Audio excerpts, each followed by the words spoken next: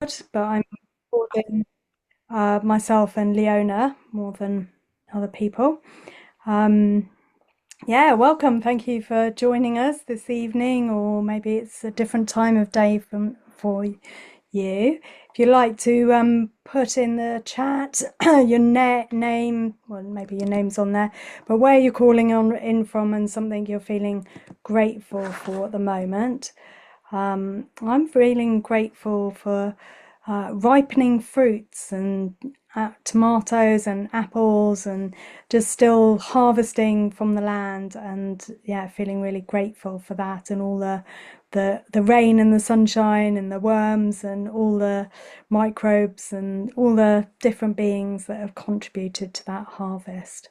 So that's what I'm feeling grateful for at the moment. Leona, welcome. And I'm Hi feeling everyone. grateful for you, Leona, as well. So Oh, welcome. well, I am super grateful for all these lovely faces coming in from around the world and really grateful for this technology.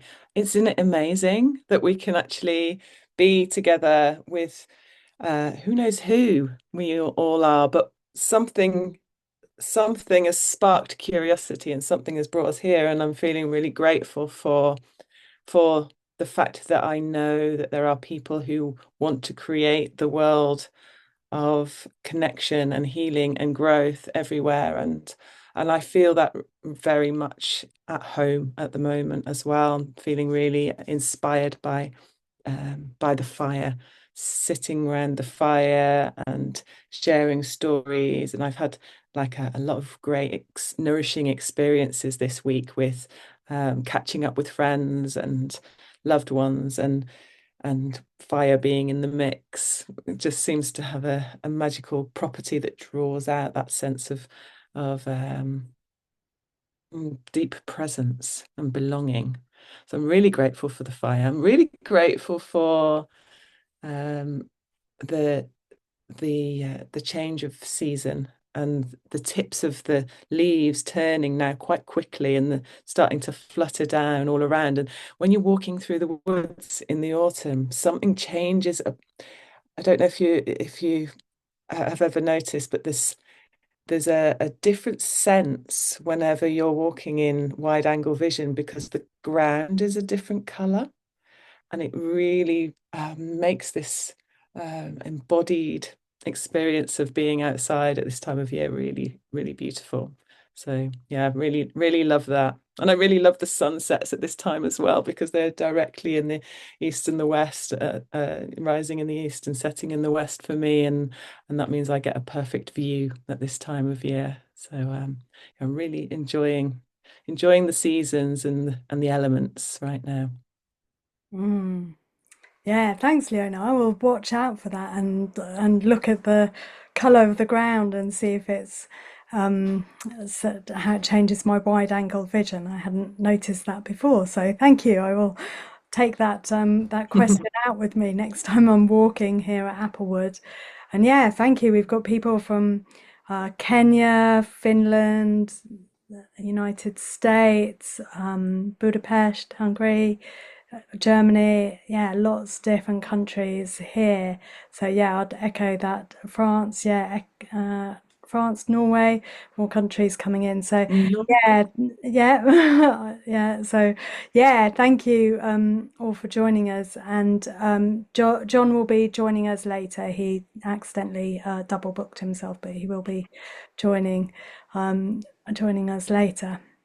Yeah, so thank you for coming here and to hear about the Peace course, the Peace, Empowerment and Cultural Emergence course. And myself and Leona have been running that here at Applewood live in person for a few years. And before that, we ran it with John and John Young, Maddie Harland, and Starhawk as well for a few years. In between that, we did run it online, and we haven't run it online for a while. But it felt like so many people from around the world were just saying, "I really want to do it, but I can't travel to Applewood. Let's, And so it's like, okay, let it now. It feels like the time is ripe for us to run it online, and yeah, so." I'd like to share with you what our course vision is, because I think that really just like sets the scene for what we're trying to do, and then we'll talk about all the ways we're trying to meet that course vision, and yeah, how it lands for us in this online space as well. So the course vision is to create a peaceful culture in our lives, to learn, experience, and embody the nourish and empower phase, practices, and principles of cultural emergence, to nourish and empower ourselves, to support our journey as change makers, and enable deep connection to ourselves, each other, and the land, to bring us into a state of fertile cultural emergence. So yeah, let's just have that land for us for a moment and feel like, yeah, how would that feel to you if that was brought into your life, into your everyday life? Mm. Yeah, just feeling that for a moment. Mm. And Yeah, yeah, go for it, Leona. I was just going to say, and I love the fact that it talks about us as change makers, and I know that some people don't necessarily relate to themselves as change makers, but the fact that we're all here, the fact that we are people who are looking to create more nourishing and empowering cultures for ourselves, never mind all of the other work that we go on and do, feels a really important part of this uh, dimension of the cultural emergence toolkit, because everything starts with us, and to be able to bring this and that culture into our own homes and be motivated and supported to do that with others is, yeah, really beautiful vision. Mm. Yes, wonderful. So we've said the word peace quite a lot, and it's not an unusual word.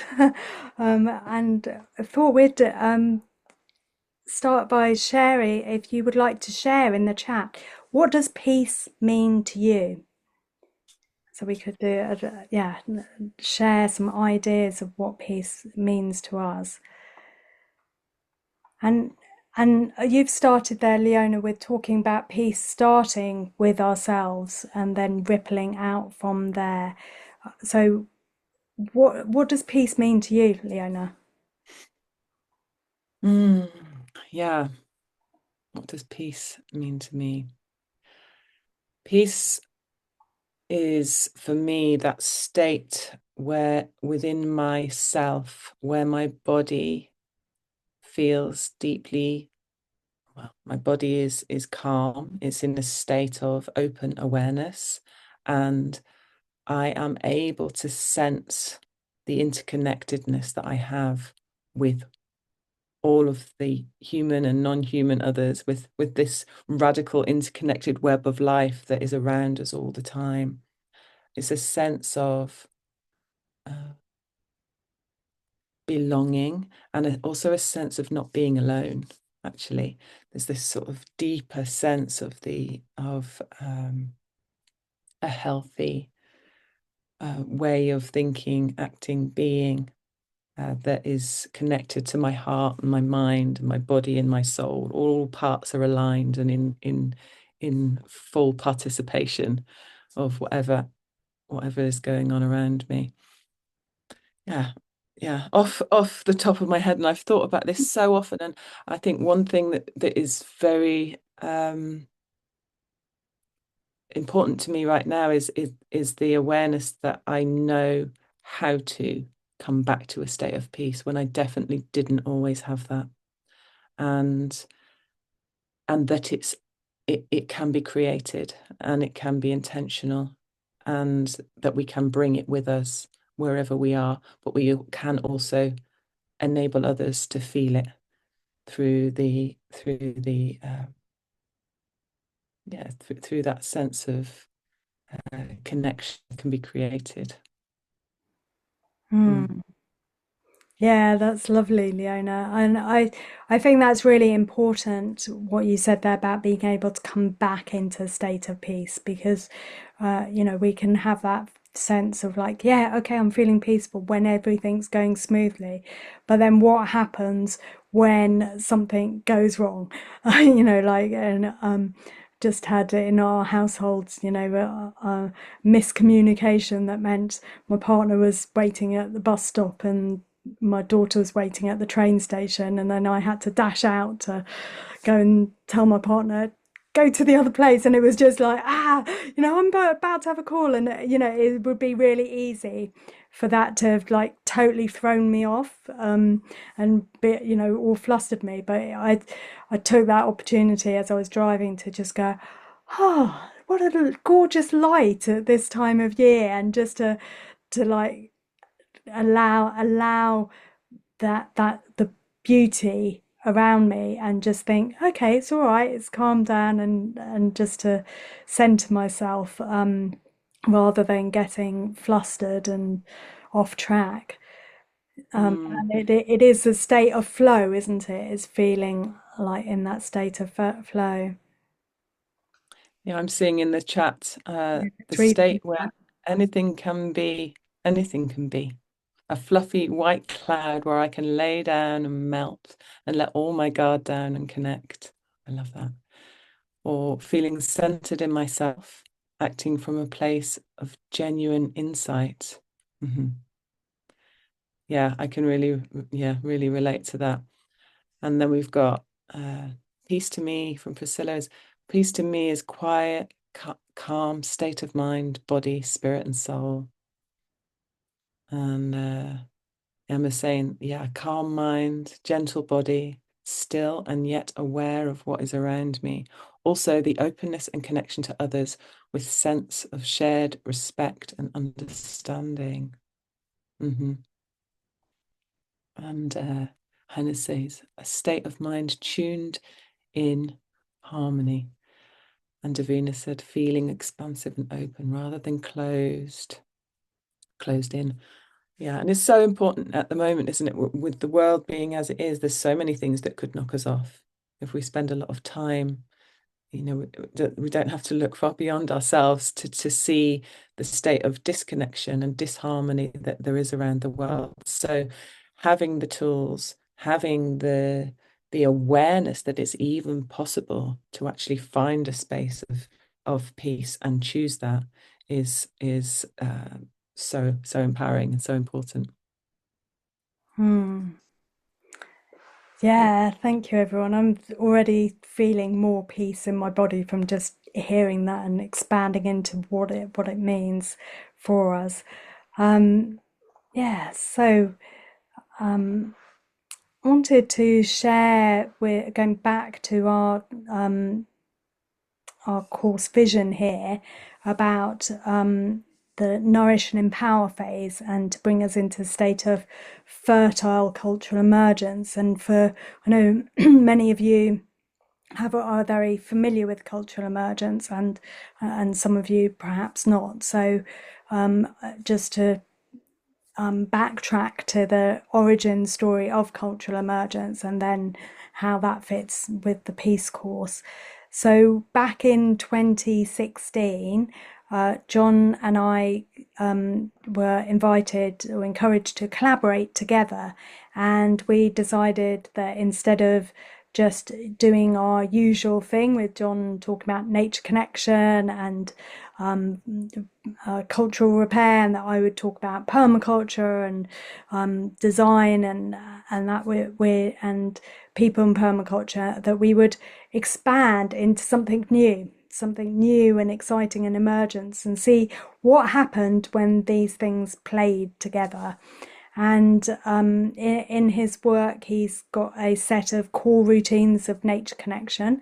So we thought, actually, what would be the core routines, the practices of cultural emergence? How can we, what would we need to do regularly to create a healthy culture for ourselves personally and for rippling out? And then in permaculture, we like principles. So we were like, well, what would be the principles of cultural emergence? And these all came together then in a toolkit, which which I then wrote up into Cultural Emergence. And part of the toolkit has 3 phases. So it has the challenge and awaken phase, the move and invigorate, and the nourish and empower phase. And it's quite a big toolkit. So what works really well is to have modules that focus on one of those phases and that really bring that phase alive. So the I'll share my screen. Hopefully, can you see a mandala there? Hopefully, great. Yes. So this is Yes, we like can.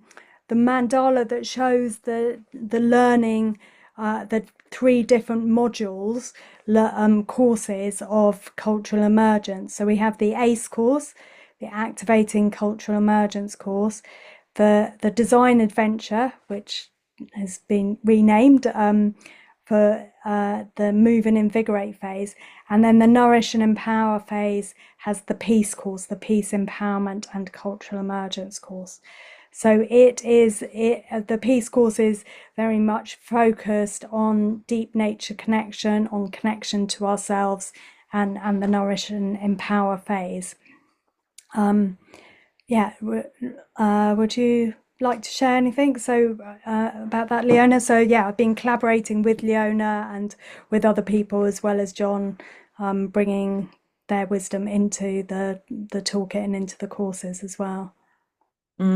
Yeah, thanks, Luby. So yeah, just to introduce myself a little bit for people who don't know me, my name is Leona Johnson. I am um,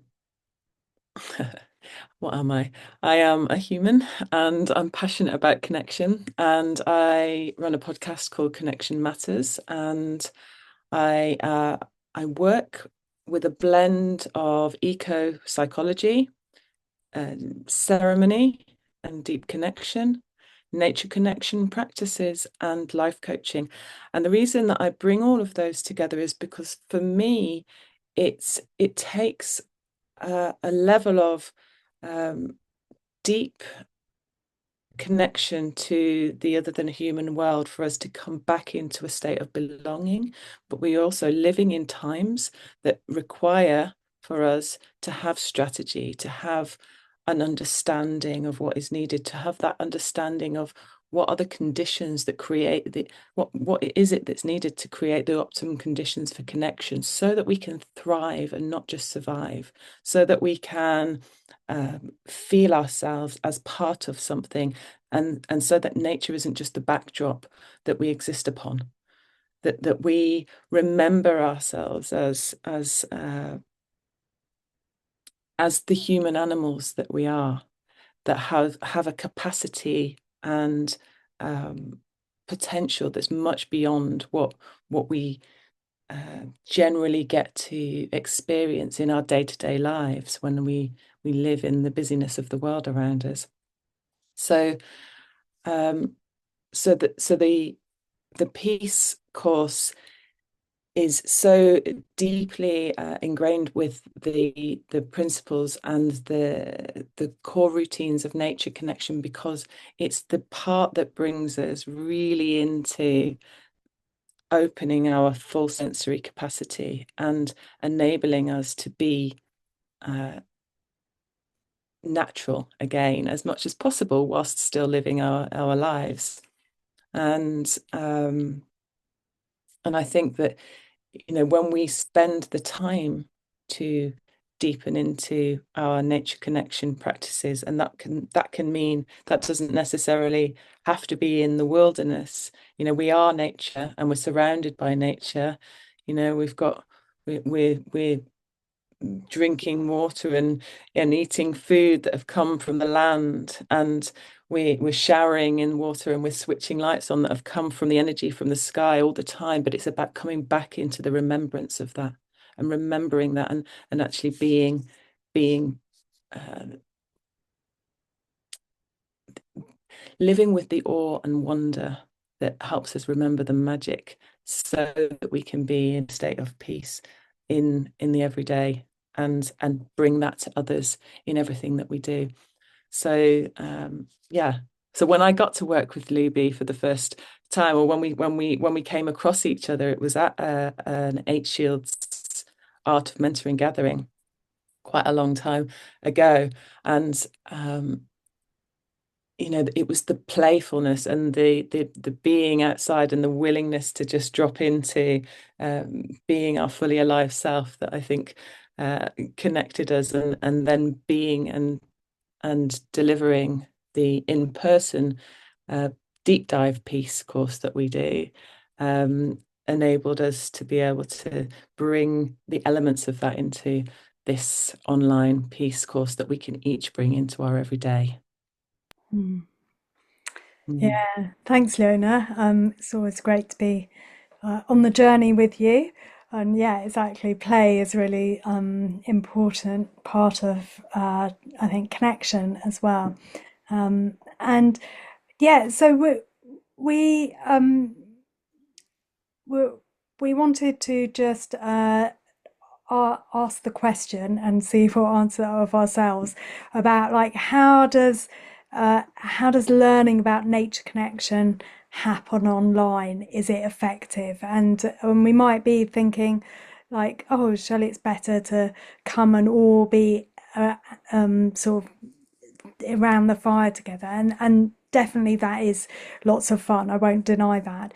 And there is something that's really potent about learning online that doesn't happen actually when you come somewhere in person, because when you come in somewhere in person, you're in a bubble, but then the bubble pops when you go home, and then sometimes you don't carry back the things that you discovered when you were in the bubble, and they sort of get lost.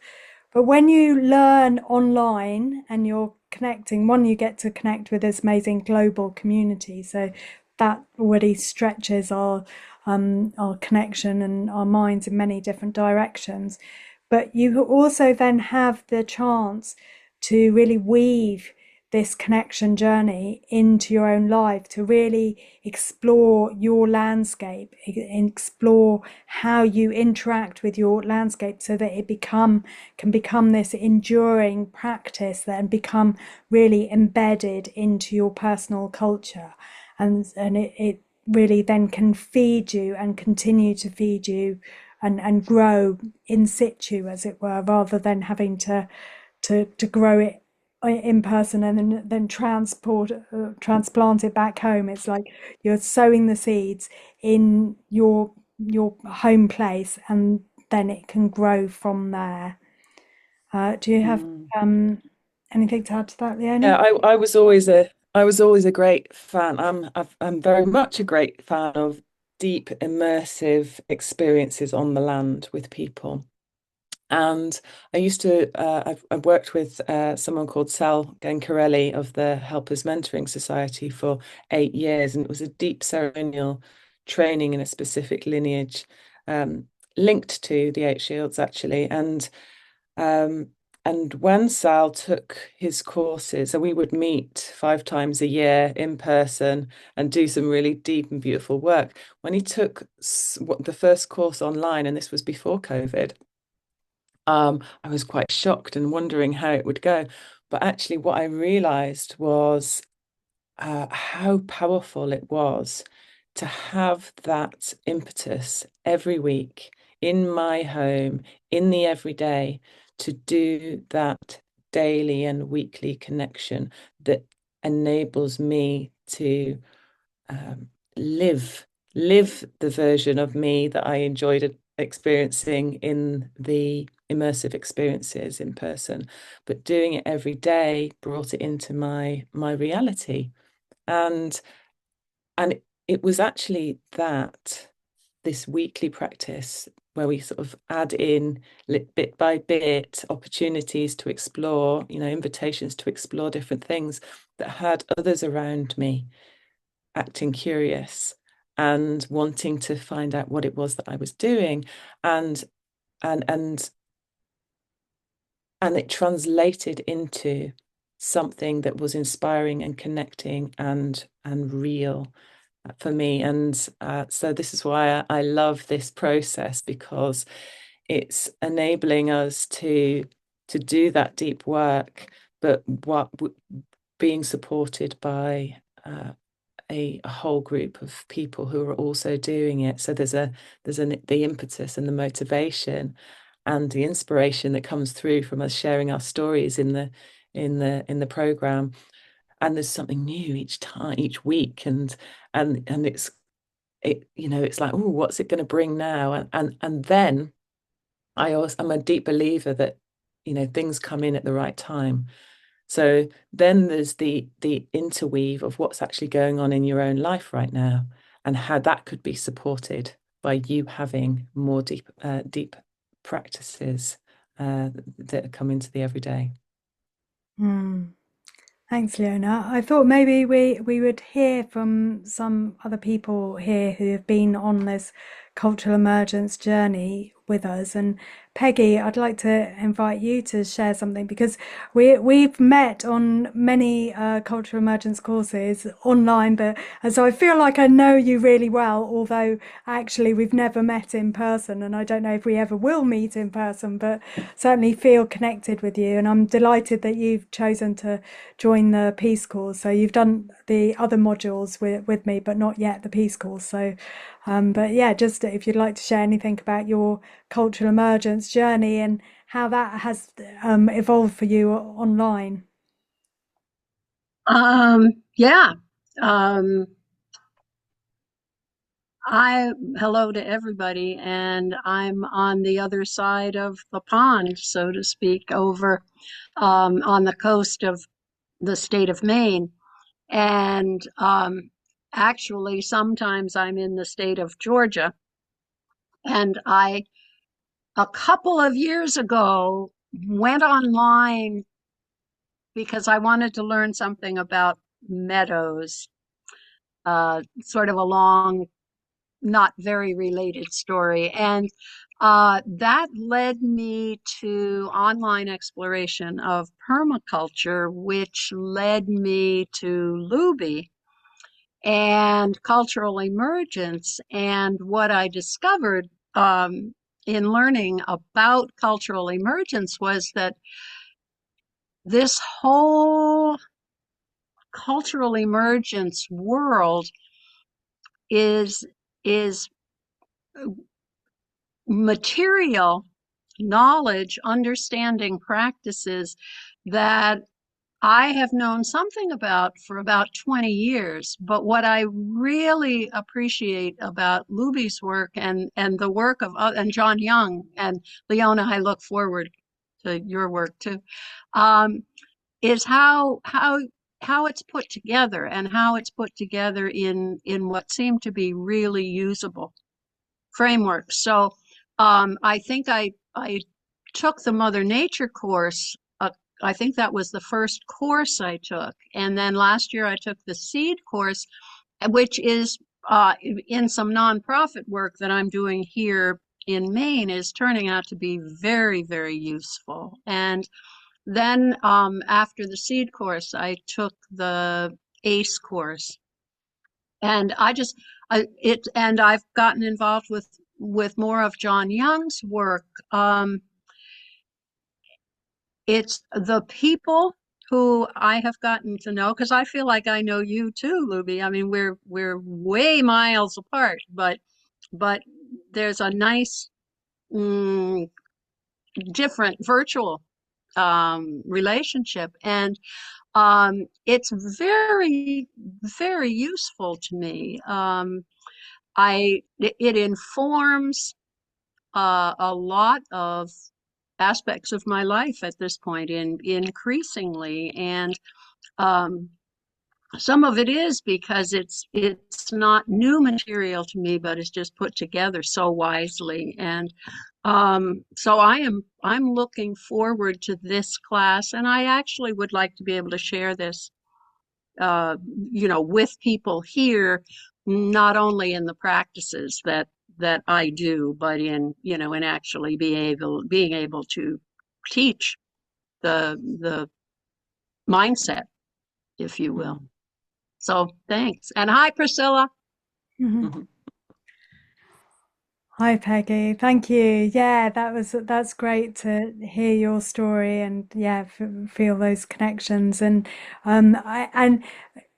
so another question I have of like that people ask me is like which course do I do first? And actually showing that mandala there is like saying this is a non-linear process. So if you if the piece is your first course, then that will you can then you know they stand alone and they also sort of layer on top of each other. So Peggy will harvest different things from this, having already done the ACE course and the Seed, which has now changed its name to Design Adventure because of my new book coming in. But there's yeah, there'll be different layers of understanding, and that it just builds up, and also we all, of course, have different layers of understanding because of our previous life experience and the context that we're learning within. So, yeah, so go with whichever course kind of is calling to you at that moment, whatever the timing is. I think Leona, you said something there about the kind of the synchronistic timing of things. And yeah, another kind of question that people might have is this like question of like, well, hold on, if we're learning about nature connection and we're just about to go into winter, isn't that kind of going to be harder than if it was like, summer and we were sort of, outside all the time? And I think that's really kind of the point, that it is harder. And so we need to actually, have a practice and have that motivation and have those activities to do it. Whereas in the summer, yes, it happens sort of naturally and automatically. And in the autumn and winter, we need to sort of really kind of support ourselves to get that nature connection and use it to keep us going over winter. Otherwise Mm. we might just feel like we're inside all the time and get cabin fever. Yeah. Do you have any words Mm. of wisdom about that, Leona? Yeah, I think, stepping onto this at whatever time it would be. So it happens to be winter, coming into autumn, winter now, if we're in the northern hemisphere. And for me, it's like stepping over a threshold into a process that um, is meant to work its magic on me in that particular way at that time. And so doing something where we're actually, this time in a couple of weeks when the course begins, that's when if we are in the northern hemisphere, the leaves are definitely shedding. There's a time there to really um, to connect with that change. And then with that, by following the practices and the support that is given throughout the program, we can really come into relationship to that embodied sense of that cycle, this part of the cycle, like really, really dropping into where we are right now, and what does that mean to us? And we talk a lot about, people who are in the field of connection or are interested in um, design and creating different lives or interested in nature. There's a lot to be said about the research that's out there about how important it is to be in nature, and we think about it, maybe we read books about it and we get told about it, but it really only actually happens, that embodied sense of knowing and the depth that can come through that when we actually do it. But because of the nature of our modern lives, it's very hard to do that when we are alone, or when we're being, drawn into children's, school timetable or after school club stuff and this and that. And so actually the what this gives us is the opportunity to have carved out time to really be with what is right now. And when we go into something that's intentional like that, it's a very precious experience. It's very unique, and you know, I guess if you're here, you may have done other courses as well, and so you'll recognize that the enthusiasm, the excitement, the commitment that's within whenever we step onto something. And then throughout this program, you know, the ways that we work with the cycle and the evolution in order to keep that, and so that we can keep that and carry that into our future life. And winter is that time, isn't it, of going inside and really, really listening and really noticing what's occurred, and then setting us and nourishing ourselves so that we can you know, so that when we're under the, and when like the seeds or the roots that are underneath, you start to nourish and nourish and nourish, ready for the next season, the next stage, and whatever's to come next. Yeah, thank you. Thank you, Leona. So the content of the course, we've kind of shared some of it, but just to share a bit more about it, there's kind of three strands of the course. One is about the core routines of nature connection. One is about the Eight Shields model, which is a model designed for increasing connection that John has created, and I think maybe we'll come back to him when he's here to share about that. Although both Leona and I have used it a lot, so we could share something. And then weaving that together with all the cultural emergence practices and principles. So those are the three things that we'll be weaving together. Leona, do you want to share something about the core routines of nature connection? Yeah. Well, for me, this poem always speaks to the power that comes through whenever we work with the core routines. So I'm going to share a poem by Wendell Berry. Maybe you'll know it. Yeah. When despair for the world grows in me, and I wake in the night at the least sound, in fear of what my life and my children's lives may be, I go and lie down where the wood drake rests in his beauty on the water, and the great heron feeds. I come into the peace of wild things who do not tax their lives with forethought of grief. I come into the presence of still water,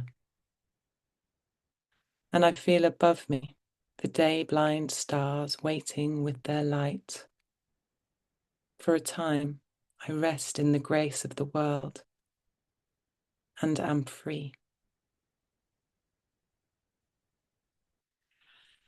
And I feel like, you know, we can imagine a time long before the age of technology and industry, when our ancestors lived in intimate connection with the earth, and every moment of their lives was intertwined with the rhythms of the natural world, the rising and the setting sun, the songs of the birds, the tracks of the animals, and the changing seasons. And they knew the land, and they knew a different sense of themselves, but as like a living and breathing partner in their survival and their well-being. And so when we come forward to our present day now, where many of us feel that growing sense of disconnection, and we live in houses that are made of concrete, and we work under artificial lights, and we spend loads of our time in front of screens, that deep primal connection in nature still lives inside us, that's waiting to be awakened. And the core routines are like doorways to be able to walk back into that ancient relationship with the earth, and They're not just tasks to complete, but they are practices that invite us to develop our relationships and to slow down and to notice with the natural world and ourselves and our communities, and by focusing on one or two or three at a time, we start to embed that opening and that remembrance of what it was like when we were humans who needed to be more in connection, and then through that become more fully alive, come more fully alive to all of the attributes of connection, so that we can listen more acutely to the voice within us that makes good decisions. And we don't feel like we're always alone when we have to make big choices, but that we're part of something that's bigger, that wants to live, that wants us to live. And as I said before, we can talk about knowing that potential and awareness is available to us, but it's only through doing it that actually comes alive in us. And that's what the core routines are for. And they're so simple, some of them so simple. For me, when I started studying eco-psychology, I was already a forest school leader. I already saw myself as someone who was deeply nature connected, and yet I had never really spent any time alone in nature, alone. Like, because if I was going for a walk in nature, it was like a whole community event. It would be like, come on then, everyone, we're all going out. And part of my eco-psychology training was to do a sit spot every day, to go out, find a place in nature and do that sit spot every day, rain or shine, for a whole year. And honestly, I think I came out of the other side of that year as a completely different human, like a completely different awareness and understanding of the nature of life, of the cycles, of my place in the world. A lot less entitled, let me tell you. Didn't stomp into the wood like I owned the place. I was a lot more sensitive, a lot more awake, a lot more in tune to the signs, and able to understand that birdsong has a meaning. Actually informs us if we listen, and that recording that journey through journaling, these are all core routines, is the part that enabled me to take this experience that I was feeling and put it onto a page. It moves it to a different part of our brain, so we actually process and understand what it was that got us to that realization. And then the ability to drop into quiet mind and really notice the point at which our nervous system goes from being fizzy, I call it fizzy, to that kind of out breath of like, oh,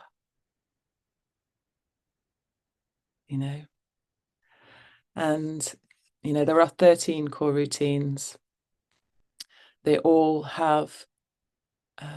sound very simple, but they have a deep meaning and purpose.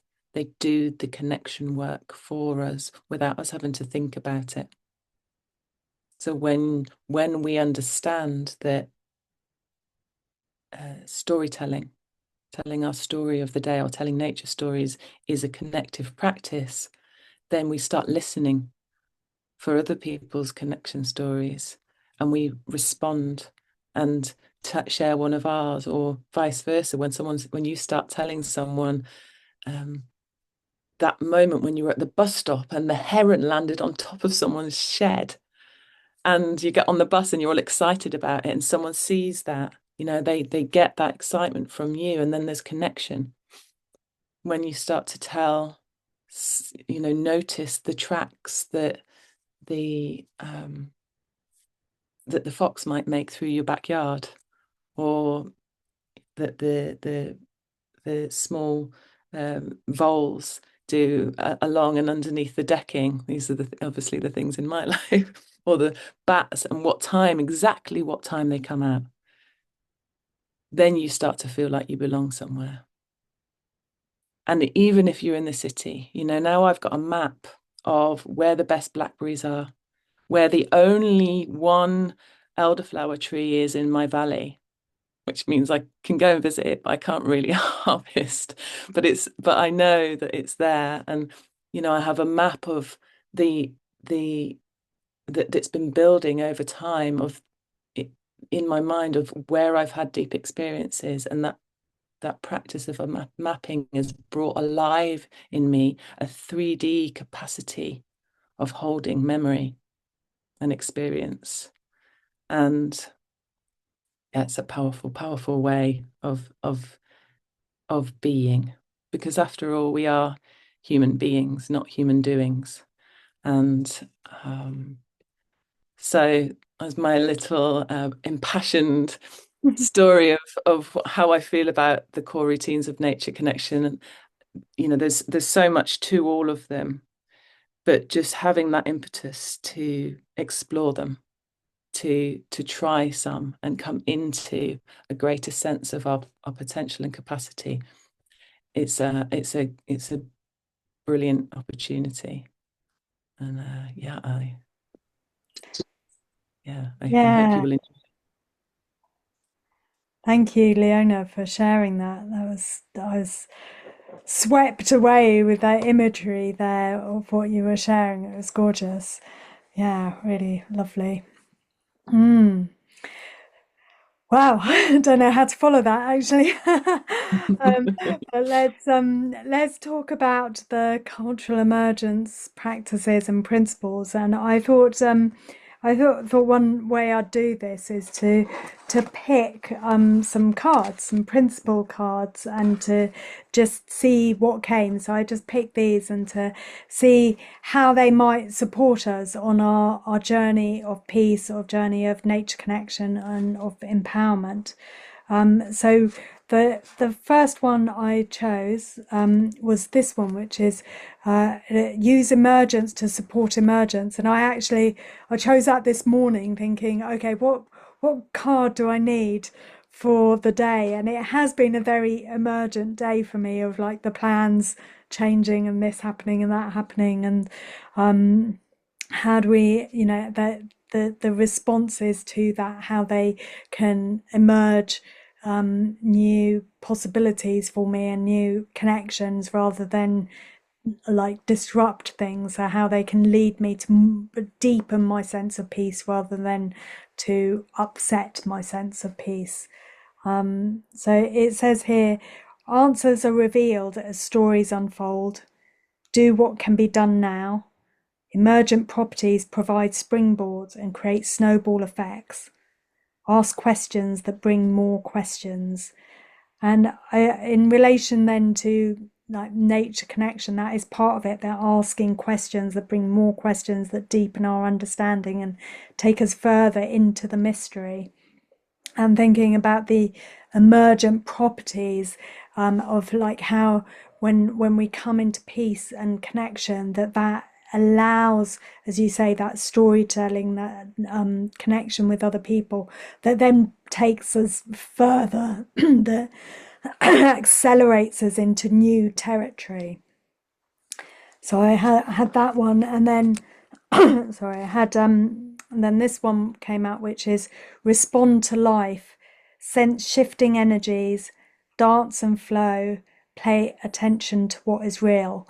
And thinking about that one, that's really what we were talking about, this like being in, how do we do that nature connection in the winter time? How do we dance and flow with the energies, the transitional phases of the seasons? And then the third one I chose, is being courage, which we've got courage is being in touch with our hearts. Being vulnerable is an ability. Reframe nervous energy as courage surfacing. I was thinking about this as like courage, this coming into the heart space, and that allowing for that empowerment. So it's really, how does the piece lead us into empowerment there? How does it lead us into that space of courage?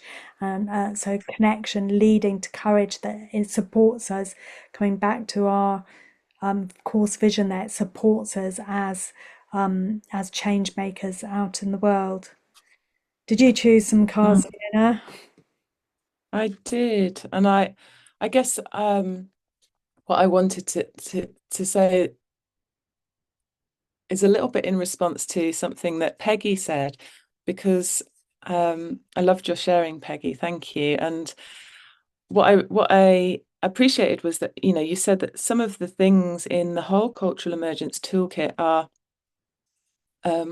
not brand new, but they're presented in a way that makes you go, ah, yes, of course. And having all of these amazing cards that Luby's synthesized into principles and practices that has brought together the wisdom and knowledge from within. And I guess that come through from your experience of deep connection, Luby, and then also from all the people that you've learned from, and from John. And it's like this, every time I choose a card, it's like this, ah, yes, ah, this kind of like, and the phrasing and what the principles of cultural emergence give me is the new language that is missing in our culture. And so I I chose use the intelligence of cooperating hearts. And this speaks to tapping into a deeper level of information and really learning to speak from your heart so that you can access more of yourself, so that you can aim for the good of the whole, so that you can align the group to common ethics and values. And I think what happens with so many change makers is that we're all doing our very best to make a difference in our lives, in our families, in our communities, but we don't necessarily have a shared language. We don't necessarily have that shared vision, and we're not able to have the safety then to speak from the heart, to have surroundings, to have places where we can really, really open up and speak from the heart and access the more of ourselves that's there, because it's there for all of us. We've all got gifts that want to shine. We've all got within us something that that the mainstream culture, I don't like using that word, the culture of disconnection that's all around needs, but doesn't know it's ready for, you know. And we as humans, when we come together as cooperating hearts, can find that safe space. We can find that safe space together to really drop into the fullness of ourselves so that we can then take it out into the world. So I love this. I love this card. And you might have noticed that I feel very passionately about learning to speak from the heart and accessing more of ourselves, because isn't how I've always felt. And it's only through being in these shared spaces with people who I know are also passionate and curious and passionate about finding that shared language that I've found that for me. So the next card that I chose is receive encouragement. Open ears, heart, and mind to accept kindness. Allow encouragement to transform self-limiting beliefs. Widen the channels to receive from many sources. And, you know, as a coach, people often come to me with that sense of overwhelm, like I've got so much to do, and that real sense of responsibility, but a sense of too muchness. Like there's too much going on, and and it's through this work, through the values and the principles and the the tools that come through in the peace course and in all of the cultural emergence courses, that we can come into the realization and the remembrance that we are never alone, actually. And that, firstly, when we make good choices, we can find ourselves in spaces surrounded by people who are willing to give encouragement and really enable you to shine and come out. But also, widening the channels to receive from many sources is what actually happens when we take the time to really deepen into the support that can come through from time on the land, or time sat with a fire, or time, really, sat next to water and really tuning into that energy of flow, or really trusting the breath, the breath of ourselves, but the breath of life that comes through in, the breath that may have been breathed 2 months ago by someone in Tibet, or that may have been breathed by a tree in Canada, or may have been breathed by one of our very own ancestors 500 years ago. That breath that's always been there on the planet, that moves around and is part of us. And it's that knowingness that we, that through doing these practices and working with the principles of cultural emergence and peace, that we come into, and the remembrance, and that's very powerful. So yeah.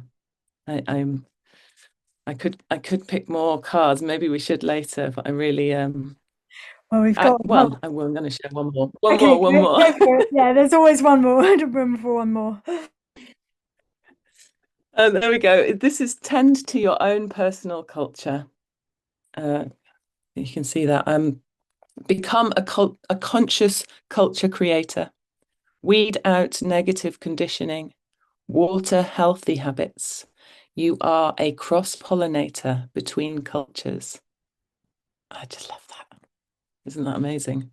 We all are. Mm.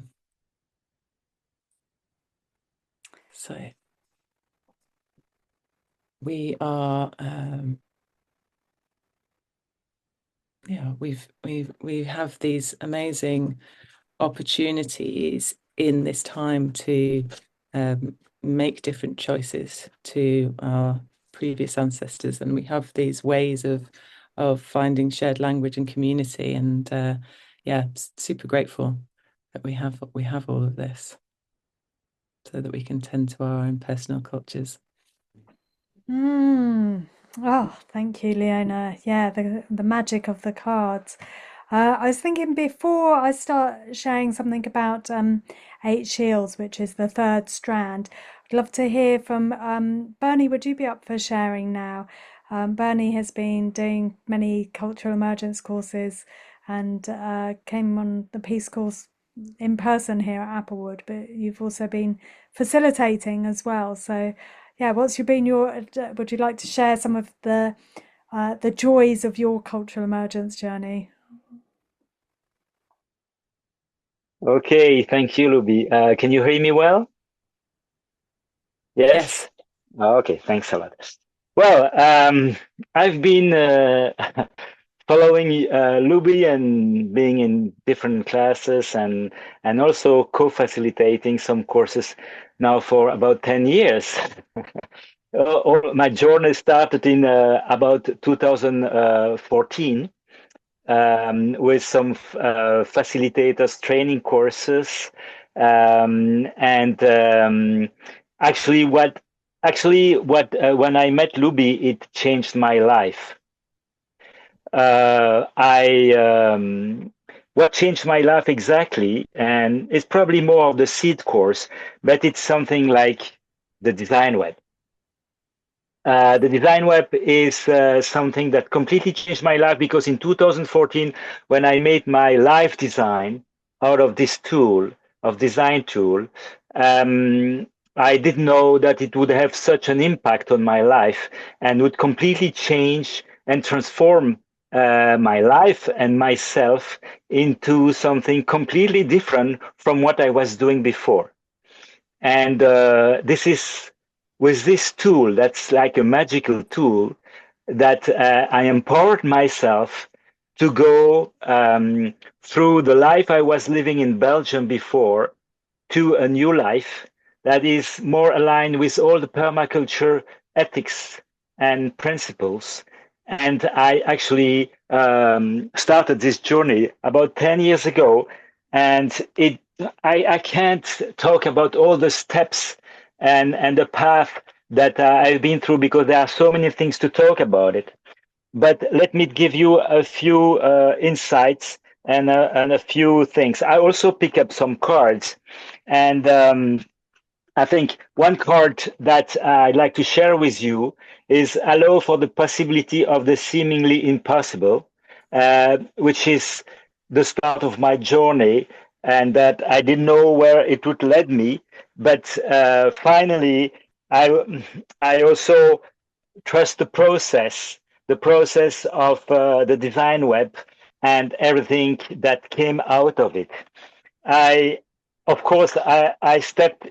Did I say already that? No, I stepped into the unknown, which was this permaculture that really attracted me, and people and permaculture mainly. I was also attentive to shifts and opening and opportunities that led me to the life that I'm living right now, and and then finally I discovered abundance from that journey, and that journey just went through not only applying the design web to my life, and I apply the design web to everything I'm doing in my life, actually, from very small projects to large projects. But it led me as well to translate the book into French, which I did, La permaculture et nous, because I'm living in France. And of course, I tend to, like the card that Leona picked, tend to your own personal culture. And all this, I did all the courses, the A's, the P's, the C, the facilitators training, and it was always so joyful. And I also did my diploma, actually. That was another step with Looby. And all these little souvenirs I have from this journey at Applewood and the place before at the farm we went to. I don't remember exactly the name. It was so beautiful, so amazing, and so magical. It really changed my life, and I would really like to send all my gratitude to the connection I made with Luby and also with John. That really inspired me a lot throughout all this journey and this abundance in my life. This is me, and this is what I wanted to share. I could share many more things with you, but I don't want to take too much time. And if you have any questions, feel free to ask me, and I will be so delighted to answer those questions.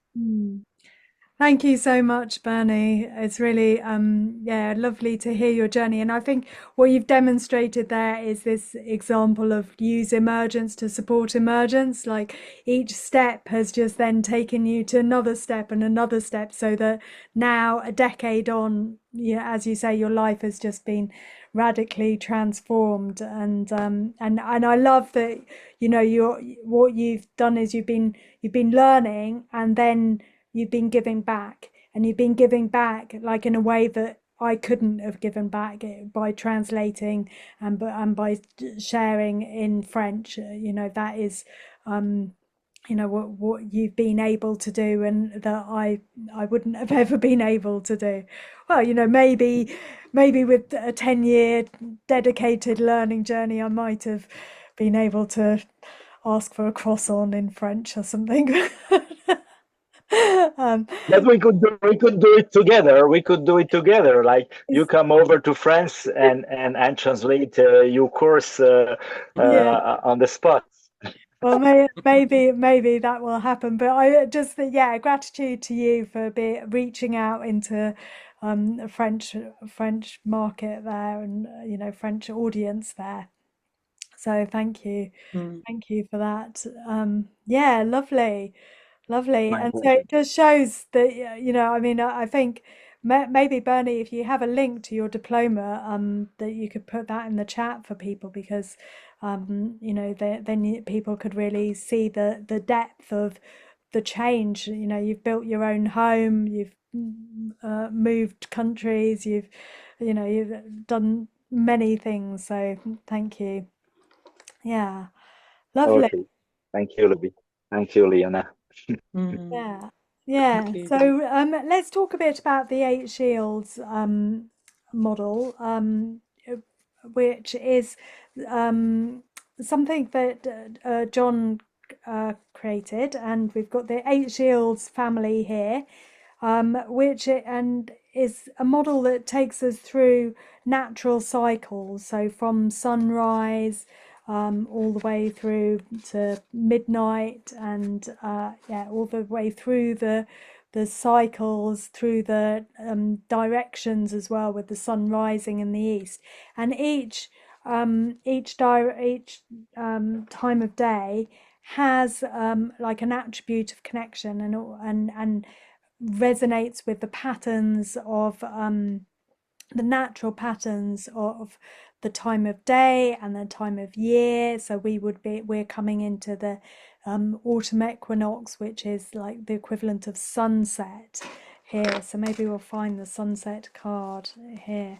So the sunset then has the attribute of truly helpful, and it's the time of autumn and mature adult. And so this is all about reflecting and harvesting learnings. This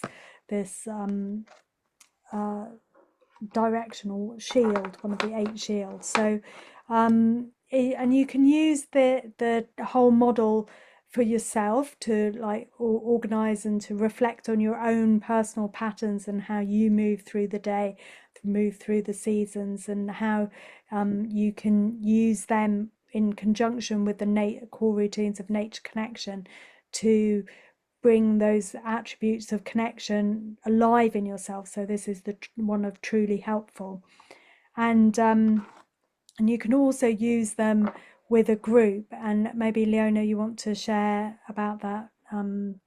Yeah, using the eight shields in a group. Yeah. So I was taught, the Eight Shields came into my awareness some years ago, when we set up our nature connection business called Live Wild. And one of the founders, my friend Laura McNally, who sadly died in between, but she came with such passion and connection. She went to the first ever Art of Mentoring in the UK, which was the training, the training for the about the Eight Shields, and she came so enthused and passionate and full of life for this model that she felt would create the optimum conditions for connection, that we had to do it. And our business had to be underpinned by the Eight Shields. And it sounded exciting, but also it sounded complicated, because we were organizing a simple one time we were organizing a simple Skillshare event for outdoor leaders where we could come together in nature and share different work that we did. And I was like, well, isn't it just easier for one person to say they're going to bring the biscuits in the toilet roll, and somebody else to to say they'll do the opening? And but she was determined that using the model, connecting to the energy of each direction, the eight directions, and having people who were tending to the energies of eight directions, and they have specific uh, attributes and specific roles attributed to them, um, created this space that just in 4 or 5 hours, we had people in tears, good tears, but tears of grief, tears of awareness that something was happening here that didn't happen when they usually went to things like this.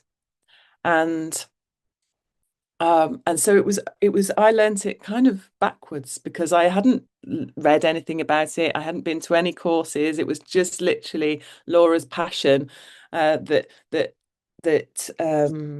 guided us in taking on a role and experiencing at an experiential level what it is to be in that attribute.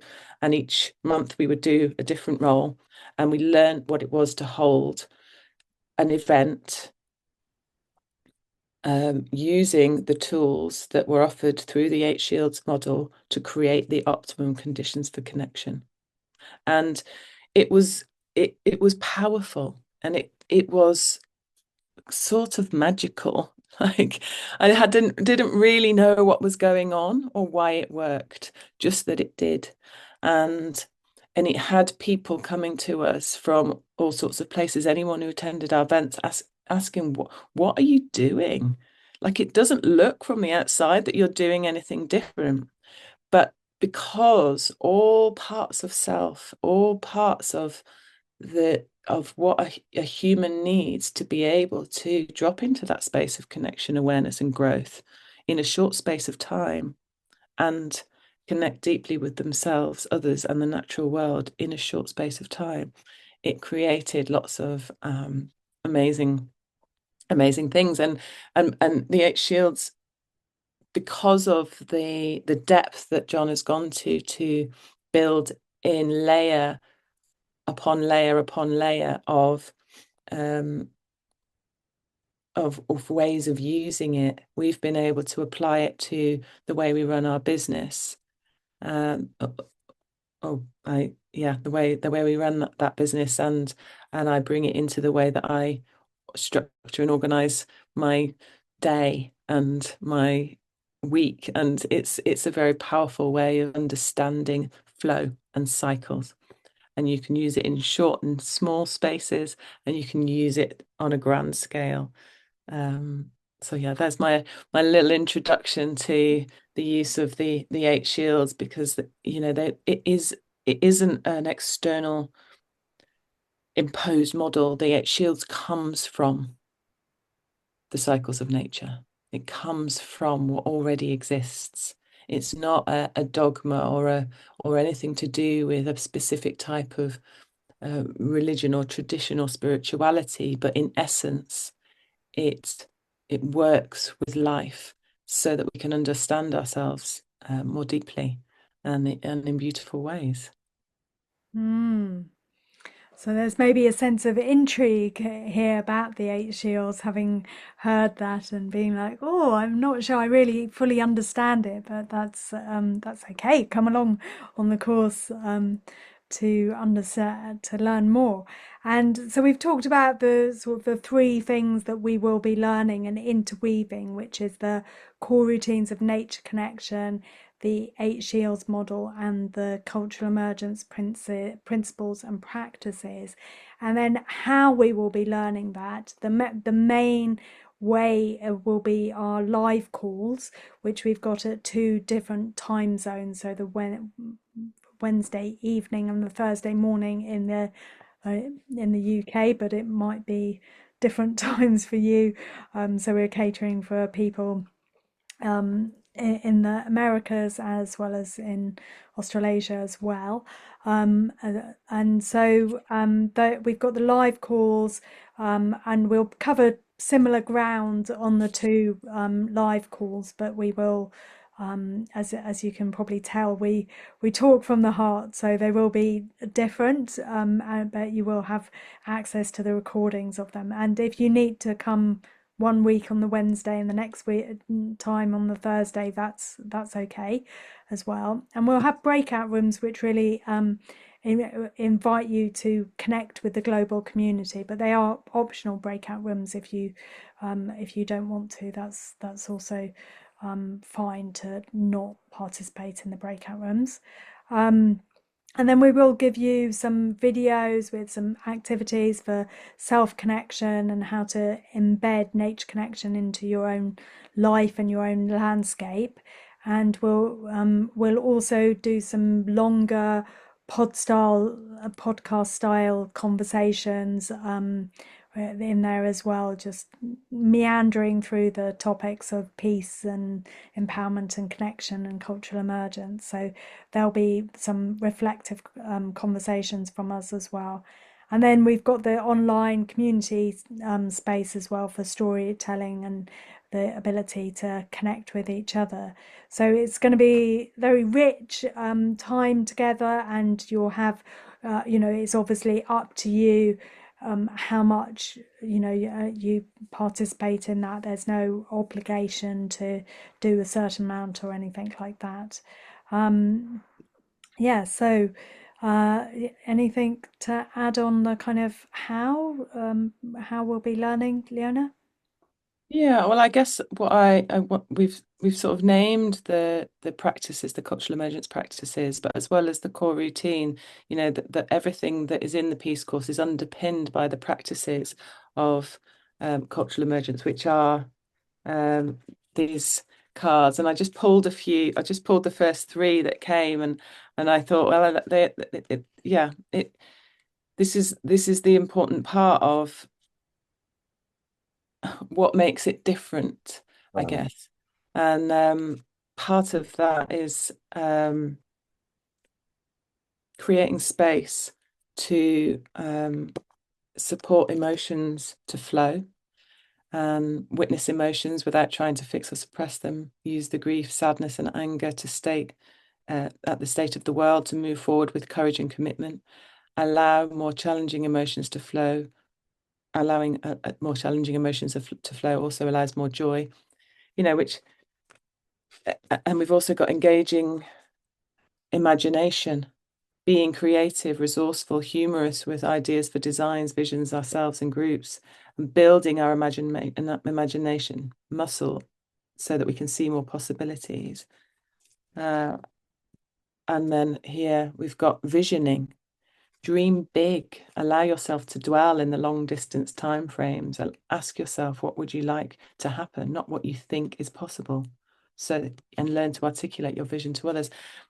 I felt that, it felt really important to sort of bring in some of the depth and juiciness of, what is underpinning the way that we will learn. The way that we will learn will be connected to and underpinned by all of these practices, and it's creating a richness that I think sometimes our life slightly misses, because we're not raised with this depth of potential and possibility. That's something of what I wanted to add about how we will learn, even though it's not the sort of practical side of it. It feels like, this is what it's all about, is finding the practices that enable us to live with those principles, and exploring and being curious and being open to life.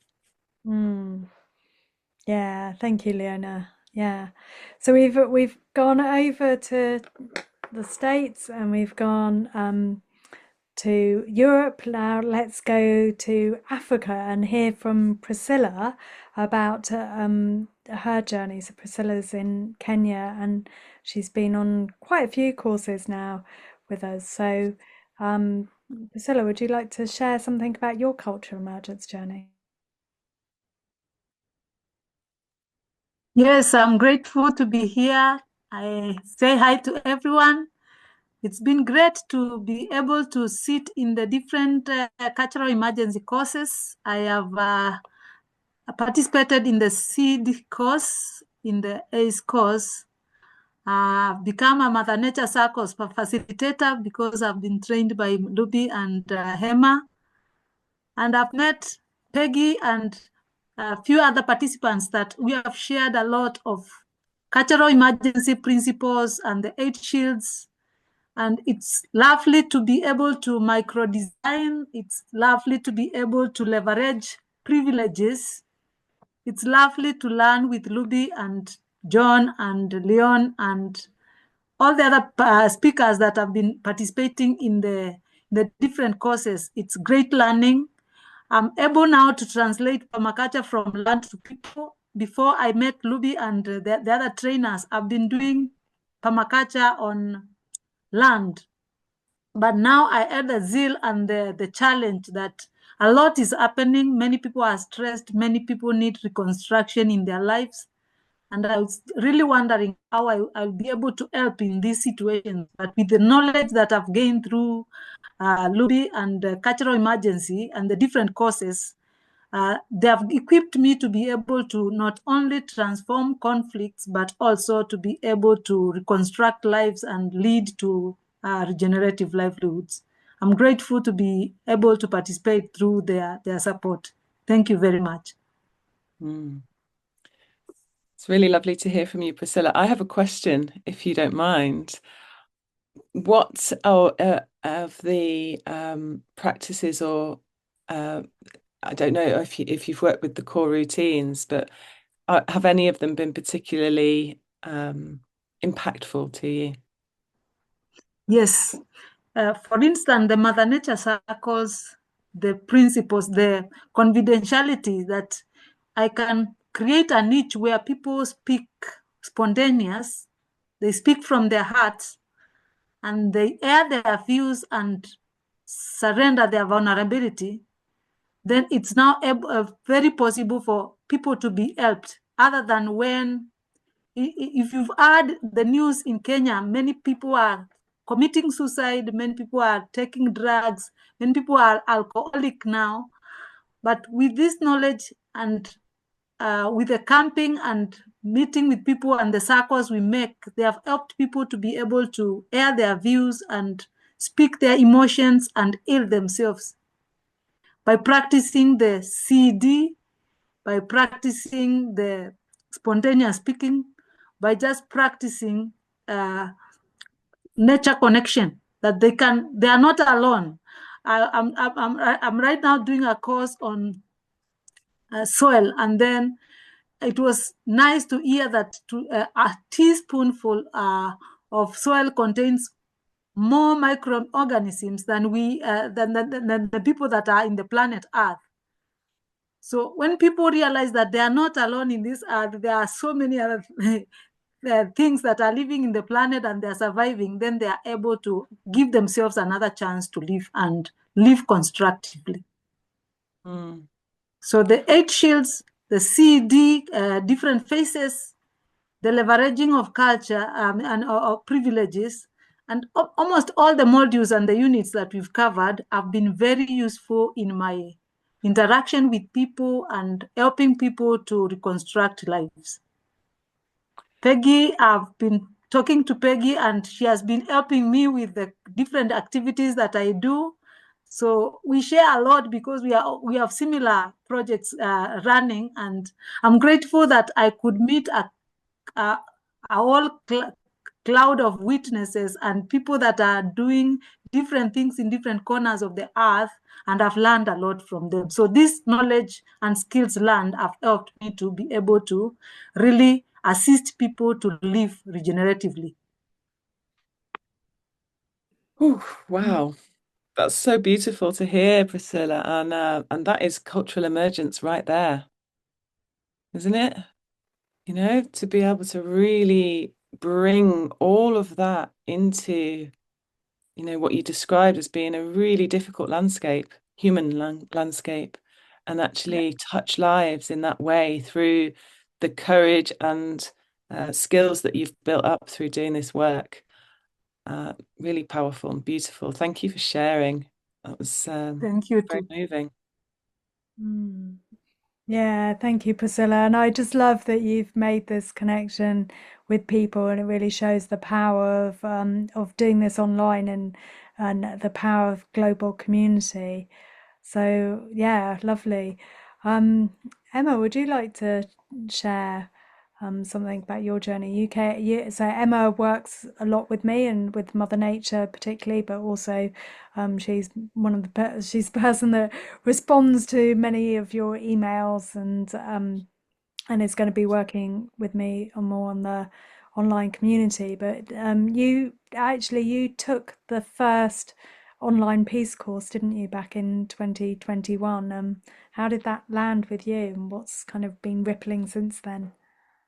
It was really interesting. I'd done the ACE course in person before, but when I first started working more closely with Looby, it's like you have to know what you're working on, what you're supporting people. So you need to come on the ACE course. So I did that, and I was like, "Wow, it's Cultural Emergence is brilliant." I'm really excited that I've been to do that, and then kind of carried on working and doing things, and then the pandemic hit, and then coming out of it into it was in 21 when the online, I think it was when the online peace course was. I didn't quite know what I was going in for, and you read the information and you know when you took part in it, and it just kind of, I don't know, it, you know, Bernie was saying it changed his life path. It really realigned me in what I was doing, because I'd always imagined you had to go on a course and be fully immersed in doing that. And actually, for me, I'm much more a bit here, bit there learner, just as you go through. So that having it in the small compartments, little practices to go away and do, little lessons to work for, worked really well for me. And then having had this world of being closed off and kept away from people, that actually suddenly being online was so freeing to be with people. You could always be there and connect with people all over the world. And it was I was sitting in classes with people over in America and in Europe, and actually getting to meet people I would never have met before. And I don't travel, so in that extensively. So these people from different countries, different cultures. And I think that's one of the things that's really struck me with doing all of the online courses. I've joined in the seed course multiple times because I can, and because I enjoyed doing the designing and that move and invigorate phase. But it's just all those connections with those people. And when we're thinking about bringing round cultural change and bringing a more peaceful culture, actually being able to connect with different people from different places just broadens our horizons, and how we relate to ourselves, how we relate to them, how we bring those principles and practices in. And yeah, I just really love that connection of just being there and seeing people from different places and hearing different stories, and really, and being there to witness and capture them, and not just being there to learn, but to bring that into my own life and my own practices. And I also really found the nature connection part of it, the bits that John brought in, and the bits I'd not really thought about. You know, I go for a walk before, and I hadn't realized actually I can go for a different kind of walk. I can go for a timeless wander. And the sit spot, this magical thing that everyone had been talking about, I suddenly discovered why a sit spot was amazing. It wasn't just going sitting on a bench. It was really being out in nature and connecting with one place, and the more than human world, and the plants, the animals, the seasons, the time of day, and really actually bringing that much deeper nature connection in, that isn't just about counting and ticking off a list. And that really has impacted everything I've done now. I've been in the call, I've had to pop out a couple of times, and each time I've gone out to put the chickens in, I've noticed just the way the sky's changing and the stars, and seeing the bats you were talking about, Leona, and really just having a much more mindful process of connecting in. And that was when I first started my journey, and that was with the online course. So being part of that, and yeah, it really works for me being in that person. And I've done the in-person one as well, but it's just very different. It's very different, and I really enjoy the way it just follows what you're doing. And yeah, and being out. So yeah, I can say just being out now in the autumn, in the dark, looking at the stars, was just magical for 5 minutes while I took the dogs out. Yeah, thank you, Emma, and thank you for all you do to support Cultural Emergence and support all the courses. Very much appreciated. So we'll open up for some questions in a moment. Before that, I did want to share, Emma has been putting some links in the chat, so where you can find out more and you can sign up to the course. And we also, we do have some bursary places which you can apply for, and then we're just going to do a random number generator to pick them. But so we have some bursary places available for the course. So if finances are an issue, we also have like a sliding scale as well. So some discounts that you could, discount codes. So we really want to make this as accessible to as many people as possible. So that's there. But yeah, has anyone got any questions for us? Any or questions or reflections? Just something maybe that's sparked in you from hearing us. You can either put your hand, or you can put in the chat. Anyone?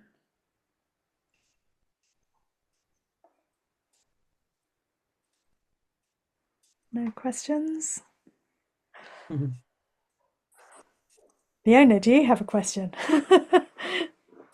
Well, I was wondering, is there going to be singing? Oh, well, Leona, I'm wondering, do you have a song? Um, One of the things that from doing the deep immersion Peace course in person that is very powerful, and I guess at any point when we come together as humans, singing has this very special way of helping us to come into unity together, and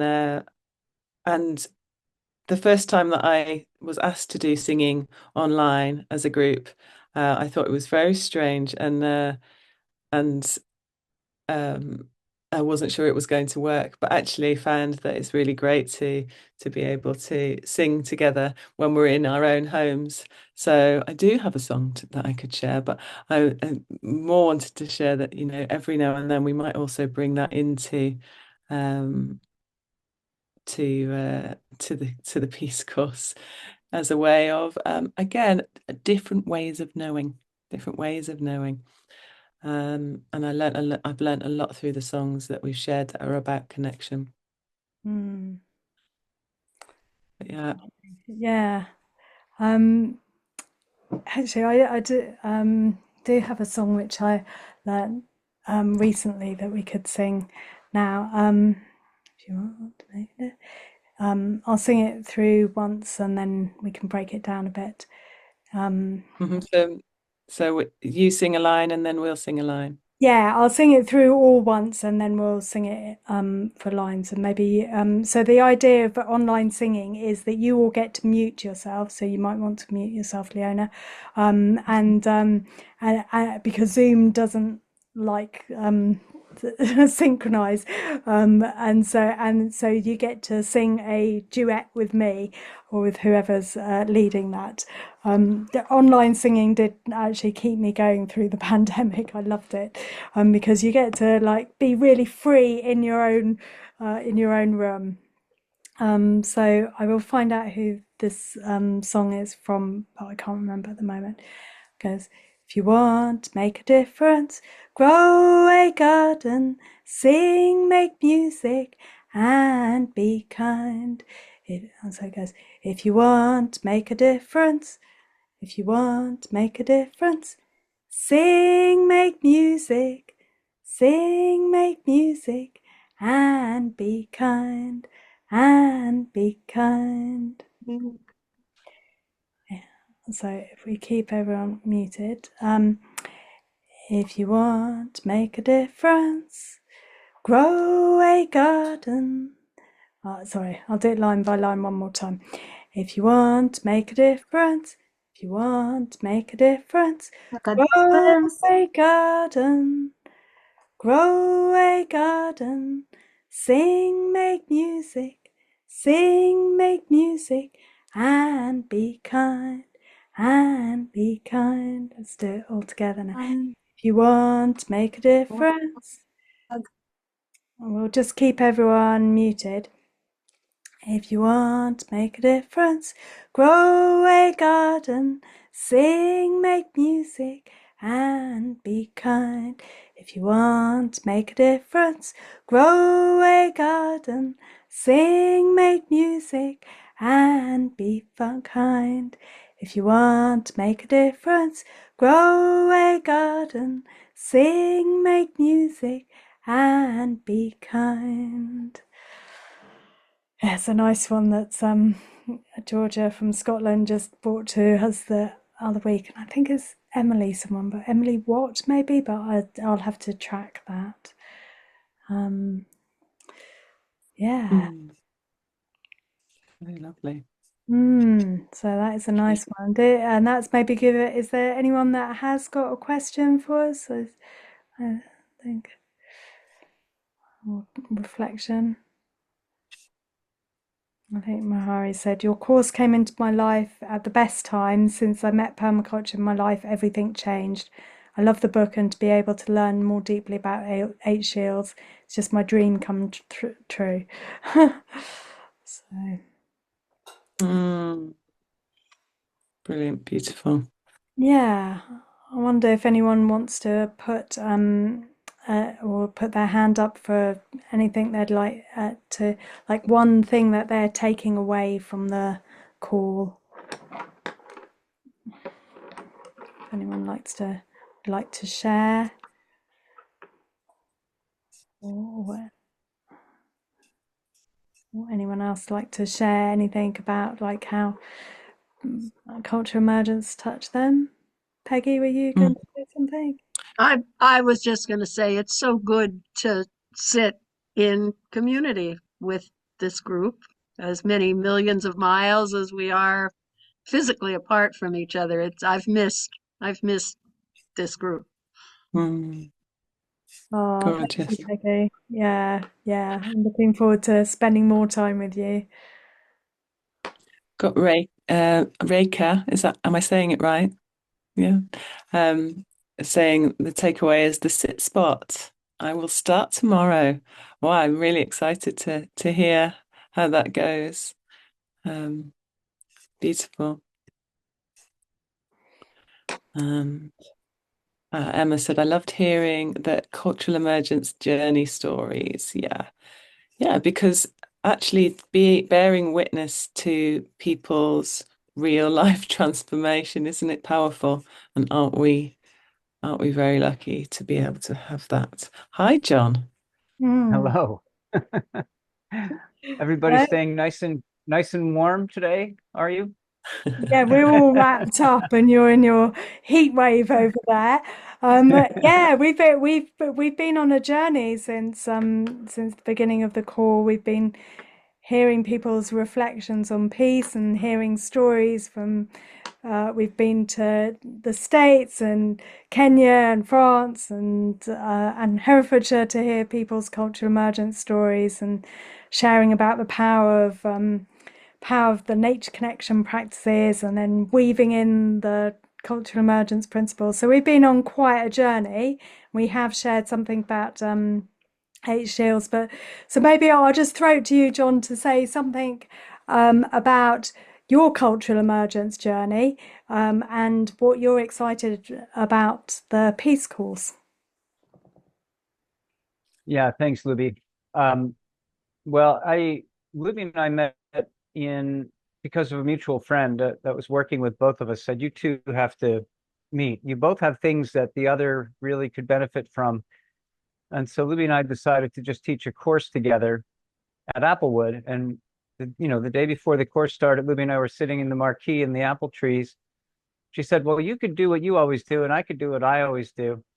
Or we could see that space in between, that unknown space, and just dare to jump into it. And I thought, well, that's a very daring thing to do with a perfect stranger, with a whole bunch of people I've never met coming to learn.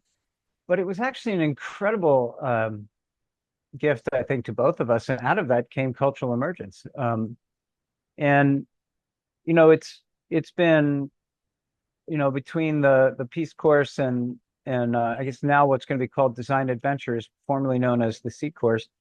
And the triad of these elements of cultural emergence has become very much part of my life, and especially the design web process, which has very much determined so much about how my life has gone in the last few years.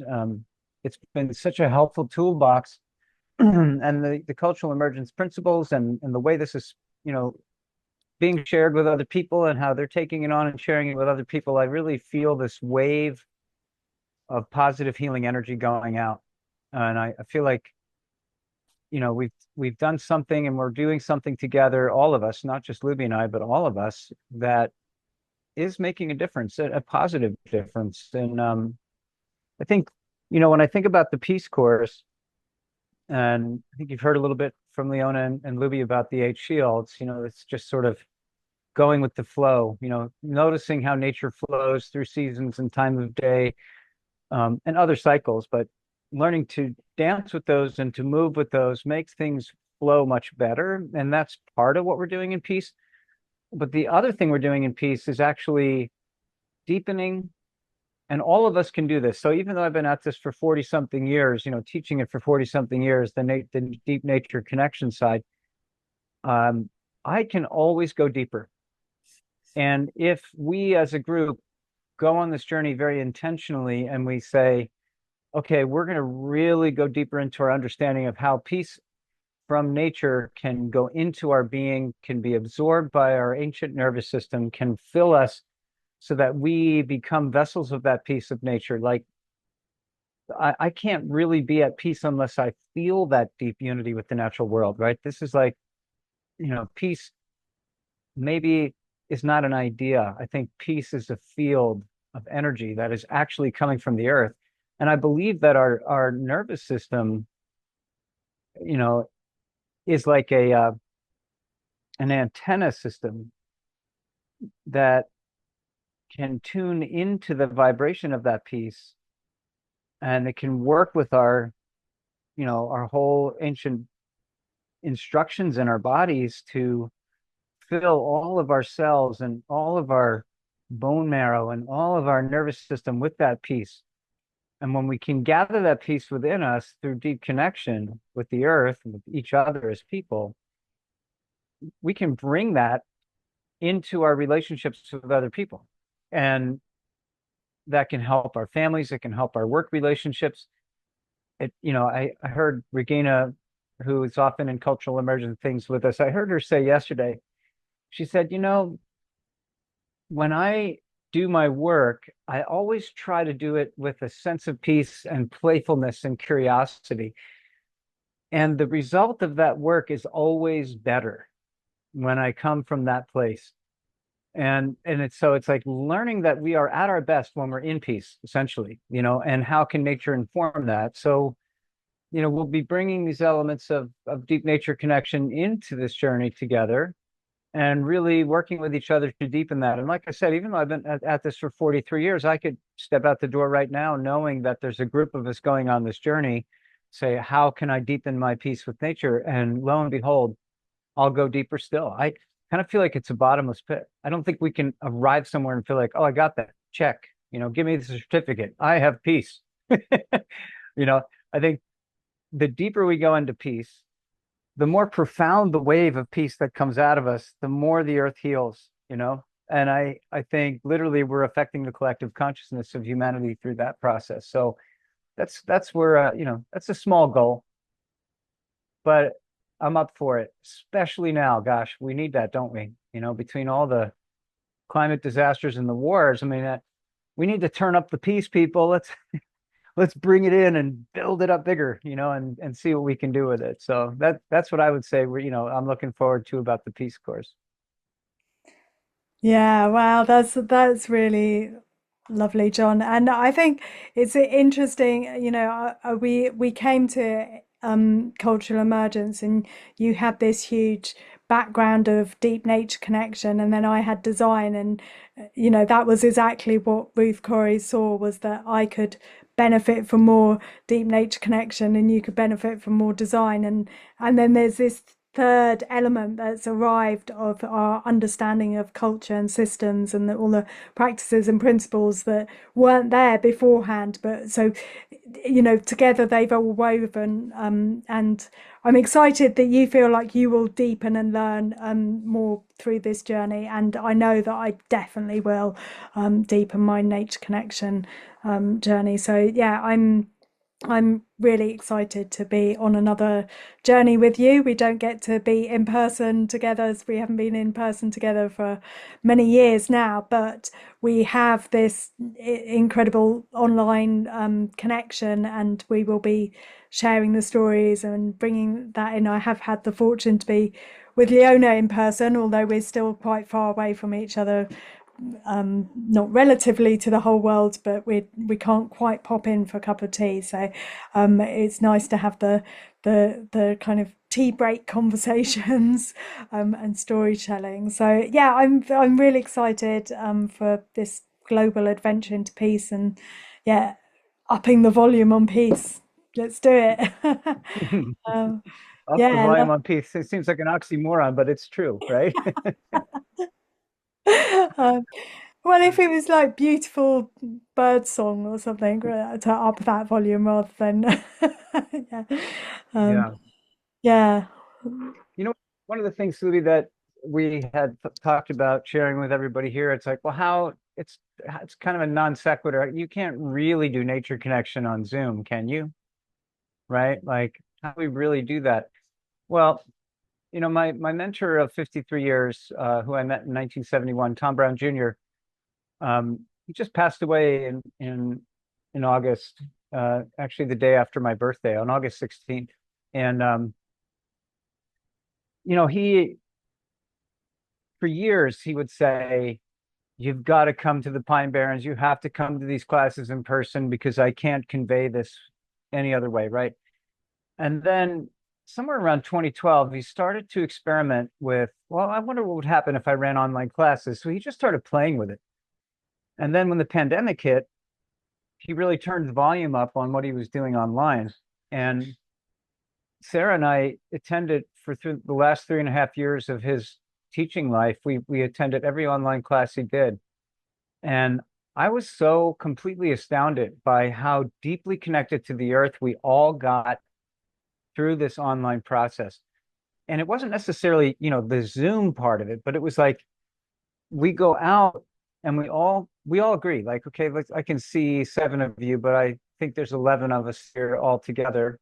If all 11 of us agree, hey, we're all just going to go out and wander a little bit in nature near our home, and we're going to take a minute, sit in the shade under a tree, or in Looby and Leona's case, they're going to sit on Emma in full sun out of the shade. Here for me, I got to sit. It's 100 and something degrees outside right now, so I got to sit in the shade. But we're just going to go out in our environment, and we're going to sit. We're going to tune in with our senses, knowing that the other 10 of us are doing it, at the same time. And we're going to hold each other in our minds, and we're going to be like, okay, I'm not just doing this for me, I'm doing it for all of us. And I'm going to go out with this one question or this one activity or this one practice. And I'm going to really do it. And I'm going to think about how it affects me. And then I'm going to come back and write to you about it. It's amazing what happens. And I think, I used to go to all these classes. I taught at Tom's school since 1978. So I've probably taught hundreds of classes there at the Tracker School over the years. And people fly in from all over the world, and they come and they take this class in a place that they may have never been before. Then they go home and they try to apply the practices back at home. And there's a disconnect because they practiced that stuff at the Tracker School. Then when they went back home, they couldn't find their way into the practice at home. But if we do it on Zoom, you're already at home. So you're actually building these powerful practices right outside your door, which is brilliant. It's a wonderful way to go. And Rebecca, nice to see you. I hear your voice every Tuesday, but now I get to see you. Hi. And Peggy, hi. Hope your friends and family are good in the Southeast. I could say a little about that. I wish you would. I keep thinking about my friends down there that are in our village that we haven't heard from yet, From my experience of being in Vidalia, Georgia, well, I'm not in Georgia, but that's where we are sometimes. They're without power and don't expect to have power back for maybe a month. They did have phone connection, but I spoke this morning with a neighbor across the street from us down there who has a lot of acreage of southern yellow pine trees. And there was something like a tornado, huge microburst or something that came through.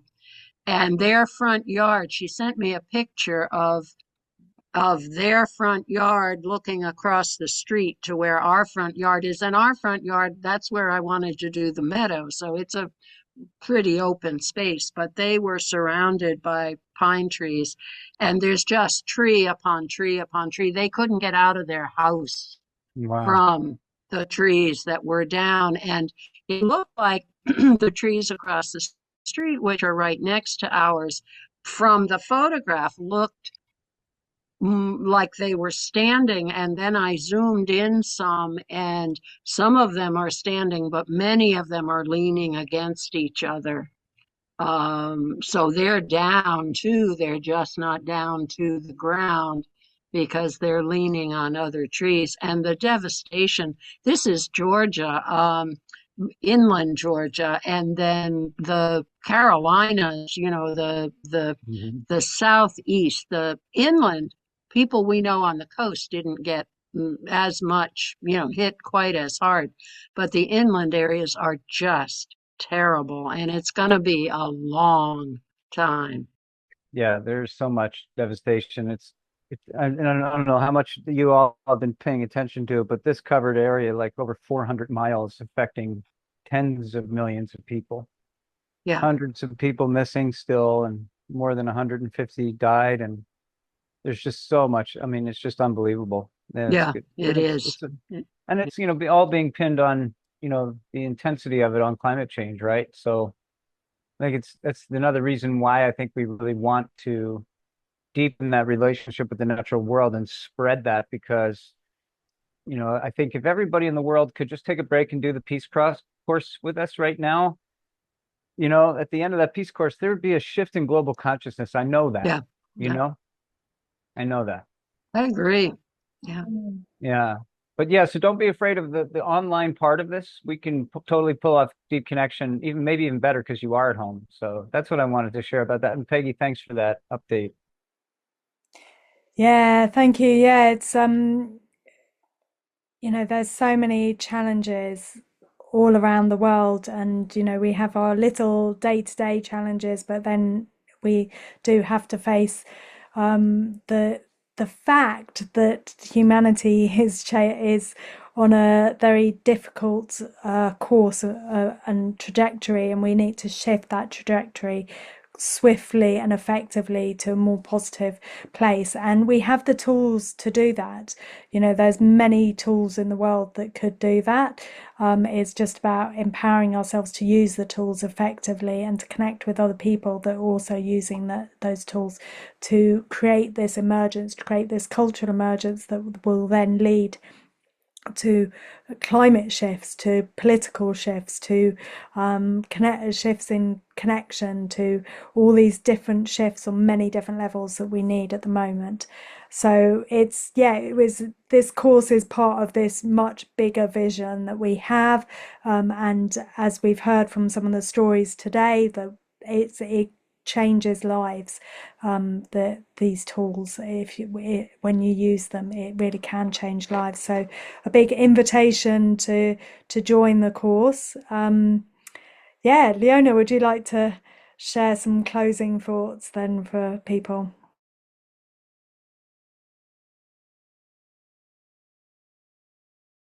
You're muted, Leona. Yes.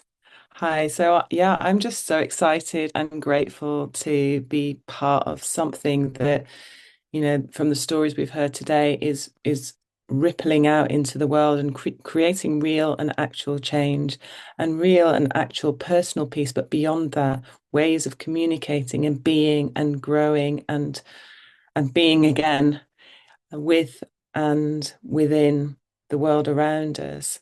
Uh, in a way that's going to actually help us create the world of our longing. And I thought that I would end the call today just by sharing another one of my favorite poems, which is by Mary Oliver, When I Am Among the Trees. So when I am among the trees, especially the willows and the honey locusts, equally the beech, the oaks, and the pines, they give up of such hints of gladness. I would almost say that they save me. and daily.